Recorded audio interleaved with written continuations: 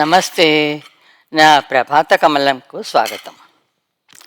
రెండు మొక్కజొన్న పొత్తులున్నాయి తిందువా పాడుకుంటూ నిన్న ఏమండి గారు ఆఫీస్ నుంచి వస్తూ బండి మీద మొక్కజొన్న కండెలు లేతగా ఉన్నాయని ఓ డజన్ తెచ్చారు. వంట అయ్యాక సాయంకాలం టీతో తిందామని ఓ రెండు కాలుస్తున్నాను. ఓ పక్క అవి కాలుస్తూ ఓ నిమ్మకాయ చెక్క, ఓ బౌల్లో కారం, ఓ బౌల్లో ఉప్పు వేసి పెడుతున్నాను. అన్నీ సర్ది పెట్టుకుంటే ఏమండి లంచ్కి వచ్చే వరకు హాయిగా ఏదైనా నవల చదువుకోవచ్చు. రెండు మొక్కజొన్న పొత్తులున్నాయి తిందువా. అమ్మా, ఏంటి హుషారుగా ఉన్నావు? కండెలు లేతగా బాగున్నాయి, జహీరా లోపలికి వస్తూ అంది. జహీరా వైపు ఓ నవ్వు విసిరి డైనింగ్ టేబుల్ మీద అన్నీ సర్దేశాను. జహీరా పని ముగించుకొని వెళ్తూ, అమ్మా, కాలనీలోకి కోతులు వచ్చాయి, ఇళ్లల్లో దూరి హంగామా చేస్తున్నాయి, తలుపులన్నీ జాగ్రత్తగా వేసుకో, లేకపోతే ఈ కండలు ఎత్తుకపోతాయి నవ్వుతూ హెచ్చరించి వెళ్ళిపోయింది. ఓసినిపోరి, నా మొక్కజొన్నల మీదే నీ కళ్ళు పడ్డాయా అని విసుక్కుంటూ తలుపులన్నీ జాగ్రత్తగా వేసి గట్టిగా బోల్టులు కూడా బిగించాను. ఇక నవల తీసి సీరియస్గా చదువుకుంటున్నాను. గిన్నెల చప్పుడు వినిపించింది. పక్కింట్లో ఏమో అనుకున్నాను. కొద్ది క్షణాలయ్యాక ఇంకా ఎక్కువగా దబ్బా మూతలు పడేస్తున్న చప్పుడు వచ్చింది. పని మనిషి వెళ్ళిపోయాక తలుపులన్నీ పక్కడబందీగా బిగించి వచ్చాని. ఏమిటా చప్పుడు చూద్దామనుకుంటూ బయటకు వచ్చాను. ఎదురుగా కనిపిస్తున్న దానిని చూసి నిశ్చేష్టనైపోయాను.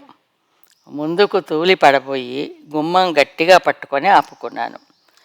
అలాగే కొద్ది క్షణాలు చూస్తూ ఉండిపోయాను.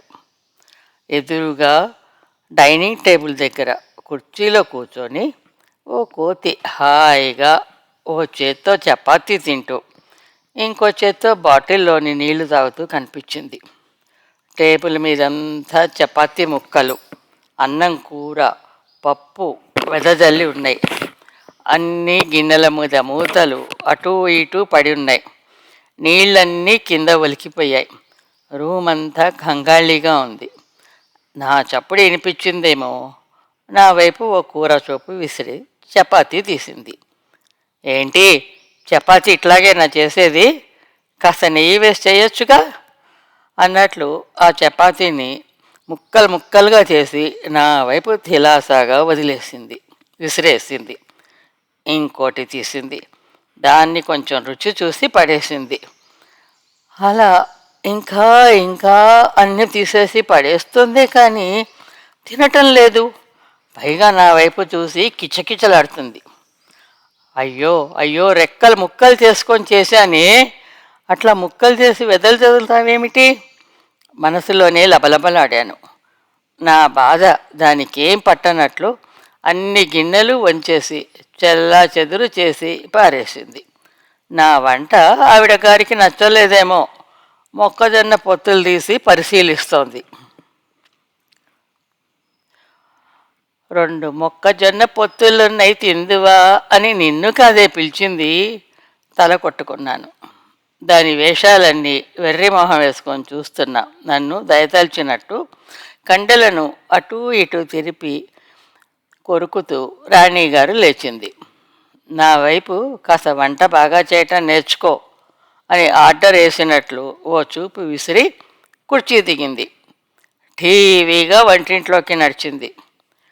వచ్చావు తిమ్మన్నవు అని ఇక నీ దగ్గరే నేర్చుకోవాలి. బాబోయ్, వంటింట్లో స్టవ్ మీద పాలగిన్నుంది, వంపేస్తుందా? దేవుడా, ముందుకు పోలేను, వెనక్కి పోలేను.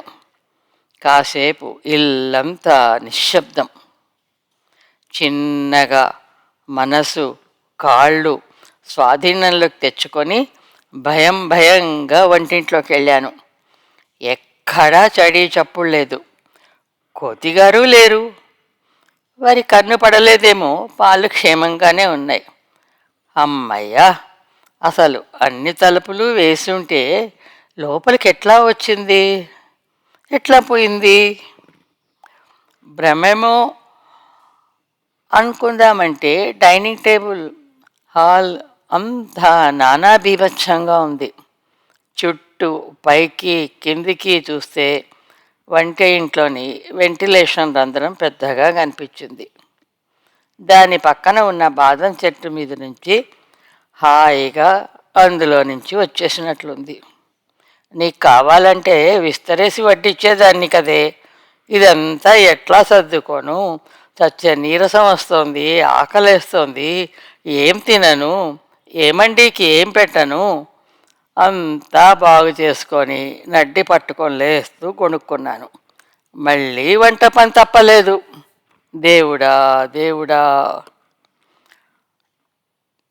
టక్ టక్ టక్ తలుపు చప్పుడు. తలుపు దాకా వెళ్ళి, కోతిగారు కాదు కదా? ఎవరు? చిన్నగా అడిగాను. నేనే. ఏమండి? ఏమండి మీరేనా? గుసగుసగా అడిగాను. నేనే. తలుపు తీ.